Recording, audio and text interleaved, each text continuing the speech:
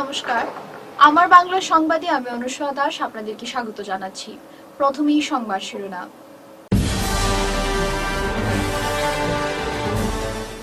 শিলচর হাফলং সৌরাষ্ট্র মহাসড়কের বেহাল অবস্থা, ক্ষোভে ফুঁসলেন স্থানীয়রা।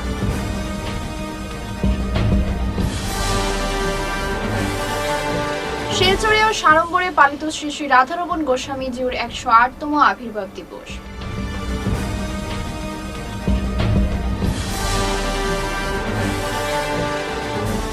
পিস্তল ও তাজা কার্তুজ সহ এলটিটি ক্যাডার গ্রেফতার কাছাড়ে।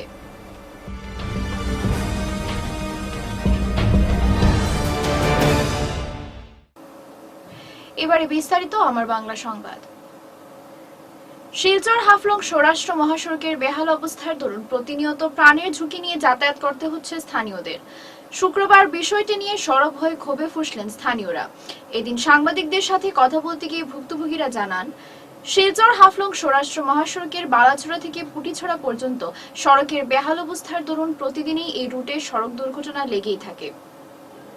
দেশের প্রাক্তন প্রধানমন্ত্রী অটল বিহারী বাজপেয়ীর স্বপ্নের মহাসড়কটির কাজ দীর্ঘ বছর আগে শুরু হলেও তা আজও সম্পন্ন হয়নি।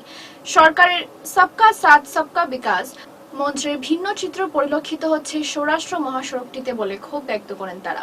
এদিকে ওই এলাকায় রয়েছে একটি টোল গেটেও, তা সত্ত্বেও সড়কের বেহাল অবস্থা কেন, এ নিয়ে প্রশ্ন তোলেন স্থানীয়রা। এগ্রিমেন্ট আছে 60 বছর রাস্তায় টিকব, ভাড়াটি 2 বছর হইল না, রাস্তায় ফাটিয়া যার গিয়া। হ্যাঁ, মহাসড়কে হয় তো অসুবিধা হয় না। এই সড়কের নামটা কি? যে কুয়ারি গাড়ির এই সড়কের নাম হলো মহাসড়ক। কুয়ারি গাড়ি কি হয়েছে? হ্যাঁ, কি হয়েছে কুয়ারি গাড়ি? কুয়ারি গাড়ি যেমন ওই যে পাটা লাগতো না, 16-18 আসে, চলে যে পাটা ছাড়া মাল নেব, তারা পাটা সরকার মাল নিয়ে যাও, লোড ওভারও না। হ্যাঁ, তো লুট করে রাস্তা তো ফাটবই, ওভারলোড গাড়ি চলাচল করে। হয় চলে না। কি নিয়ে যায় ওভারলোড গাড়ি? ওই তো পাথর লয়ে যায়, বোর্ডার লয়ে যায়, চিপস লয়ে যায়। গাড়ি পুলিশ বা ফরেস্টের গাড়ি 12 চাকারও গাড়ি আছে। পুলিশ বা ফরেস্টের দেখা না নিয়েছে? থাকিয়া তো গেটে তো থাকে, পুলিশও থাকে, ফরেস্টারও থাকে। এগুলা যে ওভারলোড যায় কিছু করে না? না, কারণ কি? কই কর কি কারণে করে না? কইলে তো আমরা শুনলাম না, তো গেটে আমরা সবসময় আসা যাওয়া করি, কোনো কিছু করে না। না। আর এই ওভারলোড গাড়ি লাগিয়ে রাস্তা ভাঙে না? হয় প্রতি বছরের ন্যায় এবছরও শিলচর ন্যাশনাল হাইওয়ে স্থিত শ্রী শ্রী রাধারমণ সেবাশ্রমে রাধারমণ গোস্বামীর 108তম আবির্ভাব দিবস সাড়ম্বরে পালন করা হয়েছে। 3 দিন ব্যাপী মহোৎসব গত বুধবার অর্থাৎ 7ই ডিসেম্বর অধিবাস স্নানাভিষেকের মাধ্যমে অনুষ্ঠানের সূচনা করা হয়। বৃহস্পতিবার গীতাযজ্ঞ, অঞ্জলি প্রদান, গুরুবন্দনা, নাম কীর্তন ইত্যাদি অনুষ্ঠিত হয়। শুক্রবার সকালে শ্রী শ্রী রাধারমণ গোস্বামীজির প্রতিকৃতি সহ নগর সংকীর্তন, নন্দোৎসব, ভোগ নিবেদন, ভোগ আরতি, দীক্ষা দান সহ সনাতন ধর্মীয় অনুষ্ঠানের মাধ্যমে সমাপন ঘটে। 3 দিন ব্যাপী এই মহোৎসবে অগণিত ভক্তদের ভিড় পরিলক্ষিত হয়। প্রতিদিনই দুপুরে ভক্তদের মধ্যে মহাপ্রসাদ বিতরণ করা হয়েছে বলে সেবাশ্রম কমিটির তরফ থেকে জানানো হয়।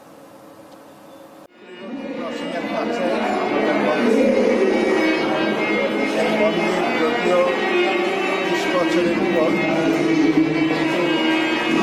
কারণে এখন আমরা এটাকে শেষ সম্পূর্ণ করতে পারি। সকলের সহযোগিতায় আগামী দিনে আমরা শেষ করব। আমাদের এই উৎসব, এবারে উৎসব গতকাল শুরু হয়েছে অধিবাস দিয়ে। বিকালে সন্ধ্যার সময় অধিবাসে জল আনা, রাধারমণকে স্নান করানো, তারপর ফের স্থাপন করা এবং ভোগ আরতি এই সমস্ত মাধ্যমে ও কীর্তন দিয়ে এবং রাত্রে উপাসনা, পুষ্পাঞ্জলি এইসব অনুষ্ঠান দিয়ে ও মহাপ্রসাদ দিয়ে কালকে শেষ হয়েছে।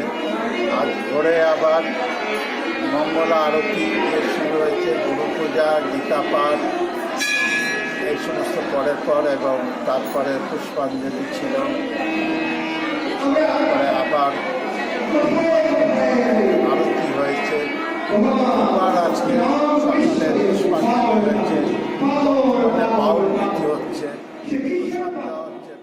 জয়পুর হরিনগর থেকে আগ্নেয়াস্ত্র সমেত এক এলটিটির ক্যাডারকে গ্রেফতার করল কাছাড় পুলিশ। গোপন সূত্রের ভিত্তিতে কাছাড় পুলিশ জয়পুর পিএস এর অধীনে হরিনগর এলাকায় এক বিশেষ অভিযান চালিয়ে নিষিদ্ধ সন্ত্রাসী সংগঠন লিবারেশন টাইগার্স অফ ট্রাইবেলস ওরফে এলটিটির ওই ক্যাডারকে গ্রেফতার করে। বৃহস্পতিবার অভিযানে এলটিটির 28 বছরের সেইমিংথাং ওরফে অ্যালেক্স গ্যাংতে নামে এক ক্যাডারকে গ্রেফতার করে কাছাড় পুলিশ। তার বাড়ি ডিমা হাসাও জেলার জিনামঘাটে। তার কাছ থেকে গোলাবারুদ সহ ছোট পিস্তল উদ্ধার করে পুলিশ। উল্লেখ্য, এলটিটি সংগঠনটি 2018 সালে গঠিত হয়েছিল। তখন থেকে ক্যাডাররা অপহরণ, হত্যা, অবৈধ জঙ্গি ট্যাক্স ইত্যাদির সাথে জড়িত। বিগত 29 জুলাই চেয়ারম্যান এবং ডিআই চেয়ারম্যান সহ সংগঠনের 12 জন ক্যাডার মণিপুরের মুখ্যমন্ত্রীর কাছে আত্মসমর্পণ করে।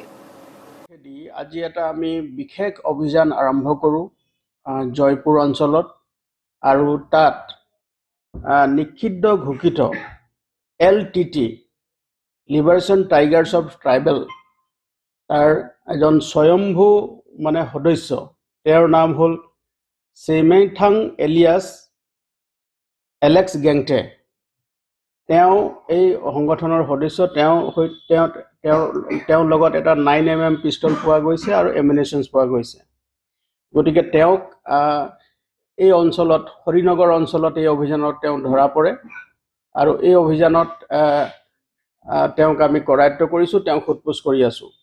আৰু আমি গম পোৱা মতে তেওঁলোকে সেই অঞ্চলত কিছু সংখ্যক লোকে, তেওঁ আৰু তেওঁৰ দলৰ কিছু সংখ্যক লোকে লগ হৈ তেওঁলোকে ড্ৰাগছ সৰবৰাহৰ সৈতেও তেওঁলোকে জড়িত, আৰু মণিপুৰৰ টামেংলং জিলাৰ মগুলং নামৰ অঞ্চলত, আৰু কাছাৰ জিলাৰ কিছু অঞ্চল, আৰু মিজোৰামৰ কিছু অঞ্চলত তেওঁলোকৰ চলন ফুৰণ আছে। আৰু সেইবিলাকত তেওঁলোক কিছুমান এক্সটৰ্চন কেছৰ সৈতে, মানুহক ধন দাবী কেছৰ সৈতে এওঁলোক জড়িত। গতিকে আমি এটা বিশেষ অভিযান চলাই তেওঁক গ্ৰেপ্তাৰ কৰোঁ, আৰু গ্ৰেপ্তাৰ কৰাৰ পাছত এতিয়া তেওঁ সোধপোছ অব্যাহত আছে।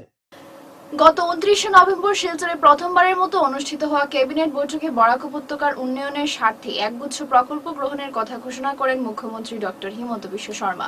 পাশাপাশি ওই প্রকল্পগুলোর বাস্তবায়নের জন্য সরকারের তরফ থেকে আর্থিক অনুমোদনও বরাদ্দ করা হয়। বরাকের উন্নয়নের একগুচ্ছ প্রকল্পের মধ্যে রয়েছে শিলচর শহরের বুকে ঐতিহ্যবাহী শিক্ষা প্রতিষ্ঠান নরসিং উচ্চতর মাধ্যমিক বিদ্যালয়কে একটি মডেল স্কুল হিসেবে রূপান্তরিত করা। এর জন্য সরকারের তরফ থেকে 10 কোটি টাকা আর্থিক অনুমোদন প্রদান করা হয়। এরই পরিপ্রেক্ষিতে শুক্রবার নরসিং উচ্চতর মাধ্যমিক বিদ্যালয় স্কুল পরিচালন কমিটির তরফ থেকে এক সাংবাদিক সম্মেলন আয়োজন করে মুখ্যমন্ত্রীকে ধন্যবাদ ও কৃতজ্ঞতা জ্ঞাপন করেন স্কুল পরিচালন কমিটির কর্মকর্তারা। পাশাপাশি শিলচরের সাংসদ ডক্টর রাজদীপ রায় ও বিধায়ক দীপায়ন চক্রবর্তীর অক্লান্ত প্রচেষ্টার দরুন স্কুলটি মডেল স্কুলে রূপান্তরিত করা হচ্ছে বলে সাংসদ ও বিধায়ককেও কৃতজ্ঞতা ও ধন্যবাদ জানান তারা। এদিন সংবাদ মাধ্যমের সাথে কথা বলতে গিয়ে স্কুল পরিচালন কমিটির কর্মকর্তারা জানান, নরসিং উচ্চতর মাধ্যমিক বিদ্যালয়ের পুনঃসংস্কারের জন্য সরকারের তরফ থেকে যে আর্থিক অনুমোদন প্রদান করা হয়েছে, সেই অনুদানে সুন্দর করে গড়ে তোলা হবে মডেল স্কুলটি। স্কুল পরিচালন কমিটির কর্মকর্তারা এও জানান, বিদ্যালয় হচ্ছে একটি দেবালয় এবং স্কুল পরিচালন কমিটির প্রত্যেক কর্মকর্তা হচ্ছেন ওই দেবালয়ের পূজারী। তাই এখানে কোনো ধরনের কারচুপি করার সুযোগ নেই বলে জানান তারা। শিলচরে যে আসাম ক্যাবিনেটের বৈঠক হয়ে গেল, সেই বৈঠকে আমাদের মাননীয় মুখ্যমন্ত্রী নরসিং হায়ার সেকেন্ডারি স্কুলের ডেভেলপমেন্টের জন্য 10 কোটি টাকা স্যাংশন করেছে। তো আমরা এর জন্য Narsing higher secondary school managing development committee খুবই কৃতজ্ঞ আসাম সরকারের কাছে, আর বিশেষ করে আমাদের স্থানীয় এমএলএ এবং আমাদের শিলচরের এমপি, এই দুইজনের প্রচেষ্টা ছিল এ ব্যাপারে এই স্কুলের ডেভেলপমেন্টের জন্য। তো সেই অর্থে আমরা এখানে আমরা মনে করি এই যে 10 কোটি টাকাটা আমরা পেয়েছি, তো আমরা আপ্রাণ চেষ্টা করব যে এই টাকায় যাতে এখানে একটা সুন্দরভাবে আপনার নরসিং হায়ার সেকেন্ডারি স্কুলটা গড়ে উঠবে। তো আমরা আশা রাখবো যে টাকা আসবে এবং কাজটা হবে এবং স্কুলের যথাযথ উন্নতি হবে এবং যদি আমাদের স্কুলটা মডেল স্কুল হয় তাহলে এত অঞ্চলের ছাত্রছাত্রীদের জন্যই সুবিধা হবে, ওরা পড়তে পারবে, কারণ তখনকার সিবিএসই হিসাবে হয়তো বা রূপান্তরিত হতে পারে। তো সময়ই বলবে। আমি আবারও আমাদের মুখ্যমন্ত্রী স্যার, আমাদের এমএলএ স্যার ও এমপি স্যারকে ধন্যবাদ জানাচ্ছি, এবং আমি আশা রাখছি যে আমাদের স্কুল ওনাদের আশীর্বাদ থেকে কখনো বঞ্চিত হবেন না। ধলাই জীবনগ্রাম জিপির মধুরাপুর গ্রামের স্থানীয়রা সড়ক সমস্যায় ভুগছেন। এ নিয়ে মুখ্যমন্ত্রী ডক্টর হিমন্ত বিশ্ব শর্মার দৃষ্টি আকর্ষণ কামনা করছেন ভুক্তভোগী জনগণরা। বৃহস্পতিবার বিষয়টি নিয়ে সরব হয়ে তীব্র ক্ষোভ ব্যক্ত করেন তারা। এদিন সাংবাদিকদের সাথে কথা বলতে গিয়ে তারা জানান, এলাকায় যাতায়াতের জন্য পর্যাপ্ত সড়কের অভাব রয়েছে। রাজ্যে কংগ্রেস সরকার ক্ষমতায় থাকাকালীন থেকে শুরু করে বর্তমান বিজেপি সরকারের আমলেও সড়ক নির্মাণের দাবি জানালেও তা আজও বাস্তবায়ন হয়নি। সড়কের অভাবে রোগীদেরও উন্নত চিকিৎসার জন্য বাইরে নিয়ে যেতেও তীব্র সমস্যার মুখোমুখি হতে হচ্ছে তাদের। শুধু তাই নয়, গ্রামের পড়ুয়াদেরও সড়ক সমস্যার দরুন স্কুল কলেজে যেতে তীব্র সমস্যার সম্মুখীন হতে হয় বলে জানান তারা। বিষয়টি নিয়ে জিপি প্রতিনিধি থেকে শুরু করে মন্ত্রী বিধায়কদের কাছে দাবি জানালেও নিটফল শূন্য। তারা এও জানান, কংগ্রেস সরকারের আমলে তাদের এলাকাটি উন্নয়ন থেকে বঞ্চিত থাকে।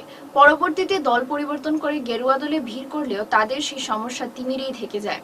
তাই অতি সত্বর এলাকায় সড়ক তৈরি করে দিতে মুখ্যমন্ত্রী ডক্টর হিমন্ত বিশ্ব শর্মার দৃষ্টি আকর্ষণ কামনা করেন ভুক্তভোগী জনগণরা।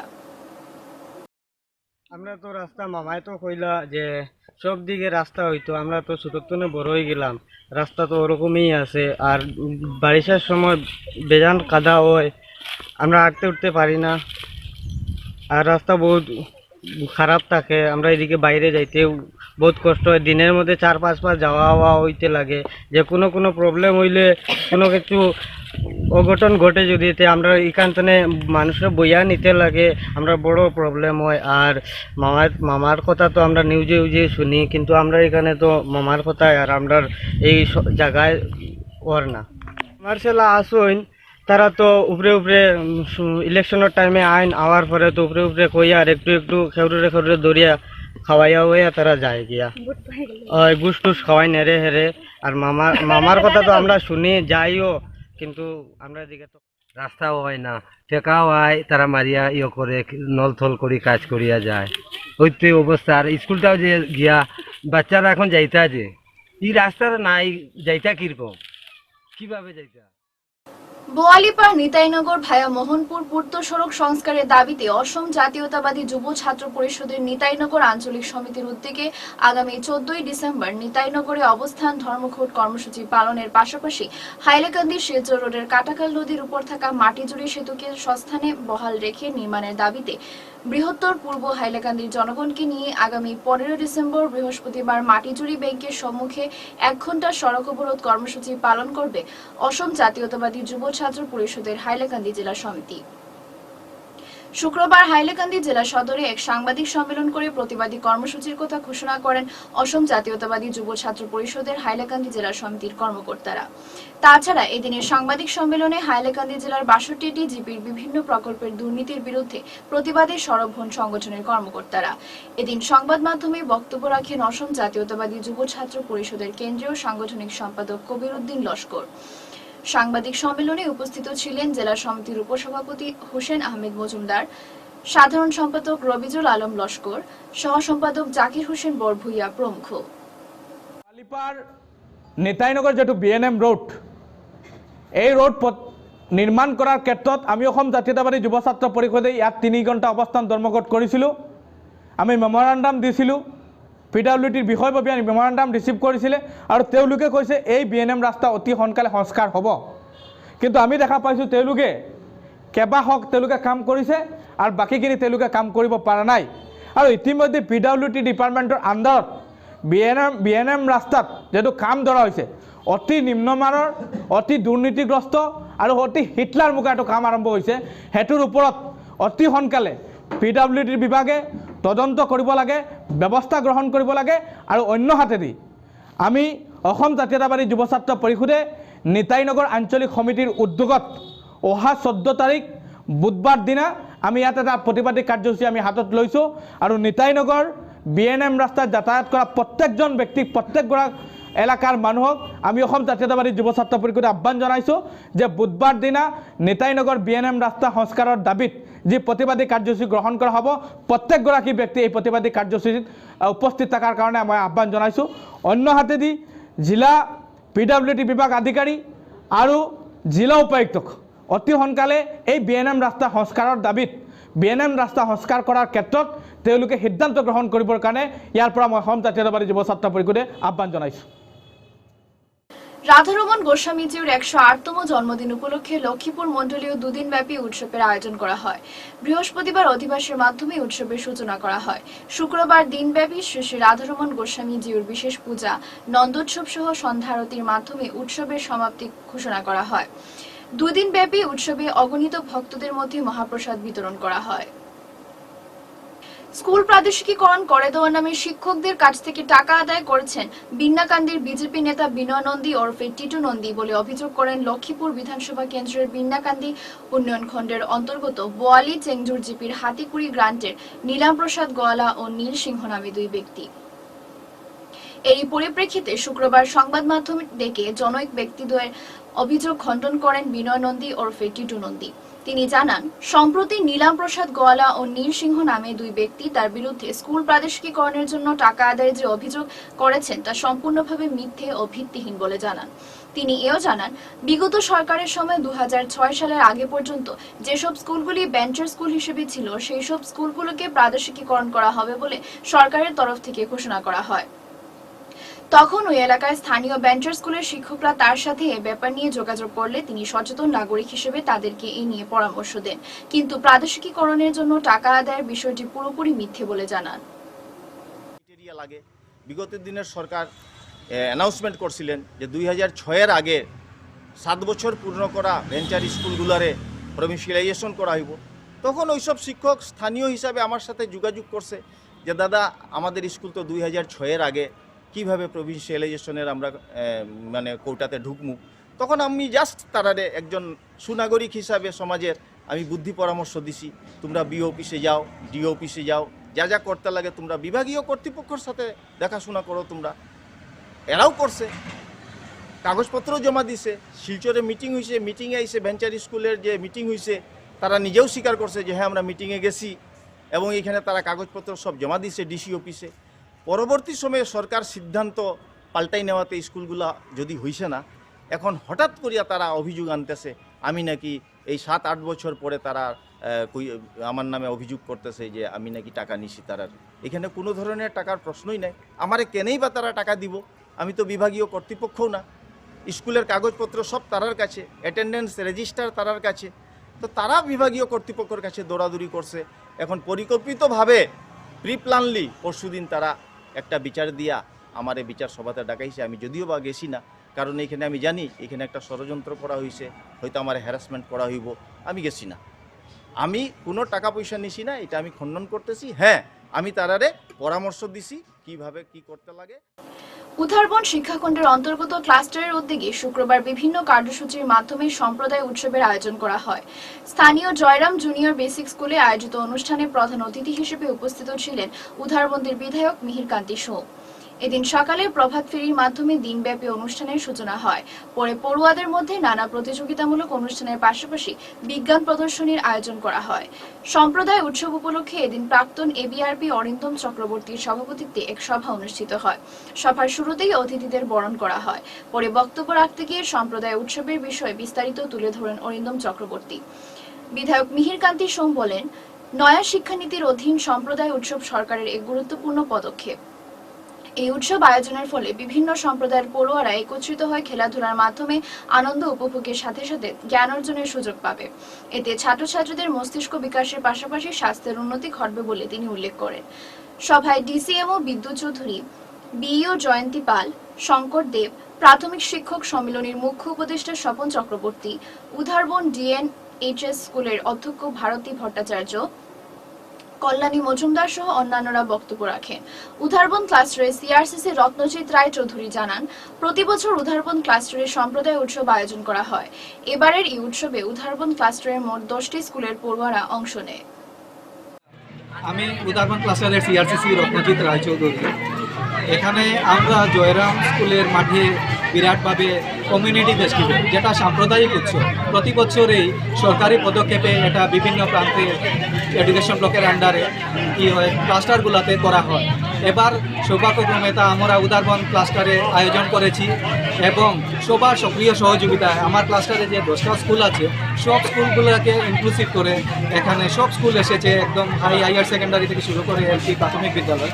মোট কতটি স্কুলে যোগদান করেছে?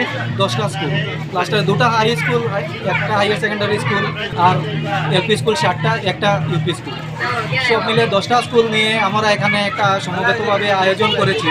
আর অনুষ্ঠান সূচির মধ্যে প্রথম প্রভাত ফেরি, র্যালি, তারপর র্যালির পর লেগোস্টিংয়ের পর আমরা বিভিন্ন প্রতিযোগিতামূলক খেলাধুলার ব্যবস্থা করেছি সব স্টুডেন্টের মধ্যে। তার মধ্যে জুনিয়র সিনিয়র 2টা ক্যাটাগরিতেও সব কিছু অনুষ্ঠিত হয়েছে খেলাধুলা, অঙ্ক দৌড়, তারপর দৌড় প্রতিযোগিতা, তারপর বাচ্চাদের মধ্যে মিউজিক্যাল চেয়ার, এইভাবে অনুষ্ঠানগুলো আমরা আয়োজন করতে পেরেছি। সবাই সক্রিয়ভাবে অংশগ্রহণ করতে পেরেছে দেখে আমরাও আপ্লুত। অনুষ্ঠানটা সবার এই সক্রিয় সহযোগিতায় এত সুন্দরভাবে হচ্ছে তা আমরা ভাবতেই পারিনি। একটা সাম্প্রদায়িক উৎসব, এভাবে একটা উৎসবে। শেষ করার আগে বিশেষ খবর আরো একবার।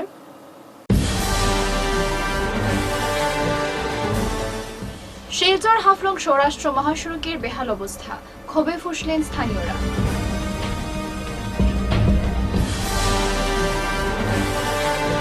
শিলচরে ও সাড়ম্বরে পালিত শ্রী শ্রী রাধারমণ গোস্বামীজির 108তম আবির্ভাব দিবস।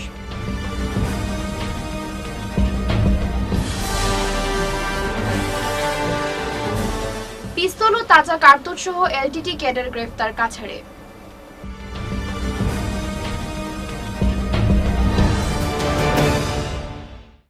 এখনকার মতো আমার বাংলা সংবাদ এই পর্যন্তই। নমস্কার।